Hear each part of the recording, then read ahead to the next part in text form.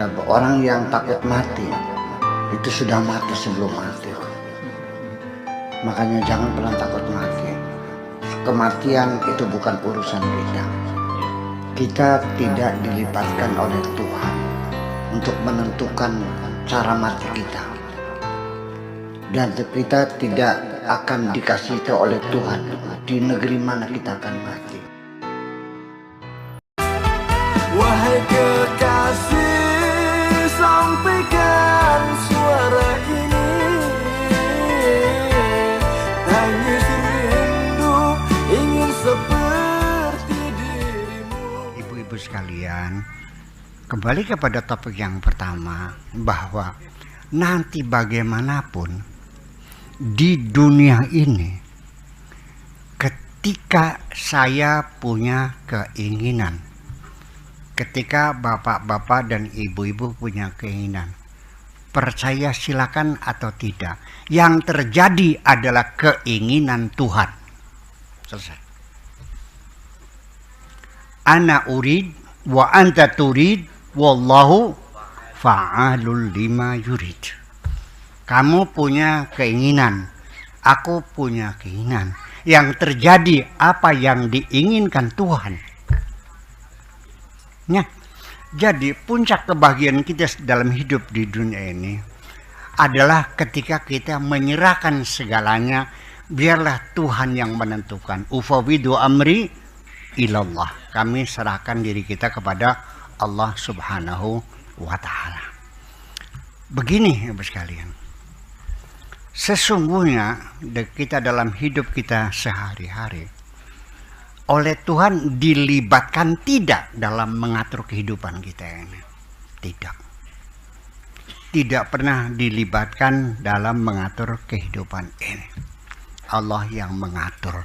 Hanya kita saja yang merasa seolah-olah dilibatkan, bahkan lebih dari itu seolah-olah bisa mengatur sendiri. Ini saya tidak bicara dengan teori, tapi dengan realita, dengan fakta di lapangan, bahwa kita tidak pernah dilibatkan memilih waktu lahir kita. Betul nggak? Tidak dilibatkan dari menentukan hari, tanggal, jam, siang, malam, bulan, tahun. Kita tidak menentukan. Allah yang menentukan. Jenis kelamin kita juga kita tidak dilibatkan. Saya jadi laki-laki bukan pilihan saya. Allah yang menentukan kok. Dan yang ingin lahir ke dunia bukan saya. Allah yang punya keinginan. Saya bersumpah 7 langit 7 bumi ini belum pernah mengisi daftar formulir kehadiran di bumi.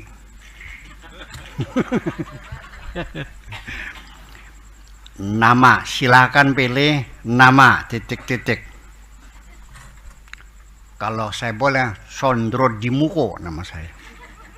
Bukan Abdi Syakur Yasin, Sondro Dimuko.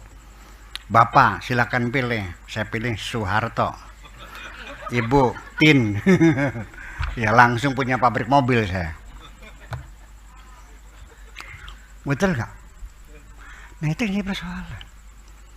Jadi semua yang terjadi ini kita merasanya terlibat, padahal tidak.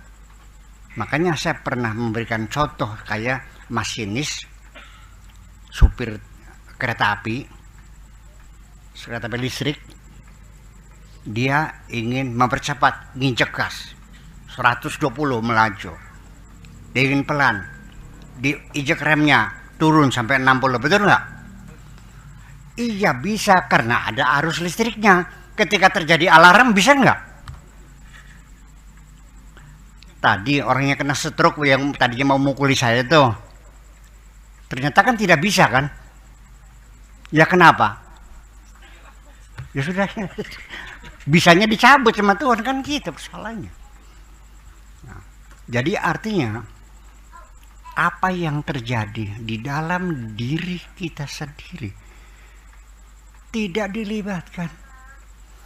Bagaimana kerja white blood cell, leukosit, sel darah putih, bagaimana bekerja, bagaimana dia menghabisi partikel-partikel asing yang masuk dalam tubuh kita, bagaimana cara membantainya, bagaimana dia menghabisnya, bagaimana mereka menginterogasi kuman-kuman yang masuk.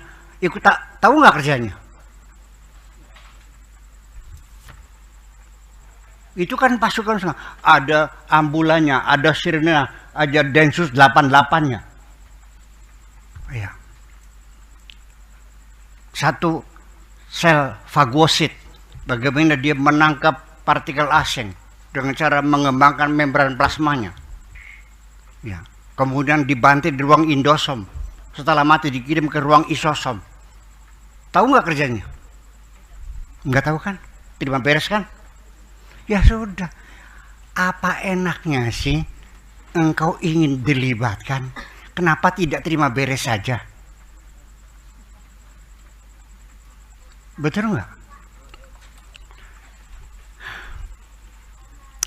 Ini yang jadi persoalan adalah kebodohan manusia sendiri dengan salah prangsaknya, salah dugaannya, dikiranya dengan ikut mengatur dikiranya hebat. Ternyata tidak berbekas kok. Semuanya yang menentukan adalah Allah Subhanahu wa Ta'ala.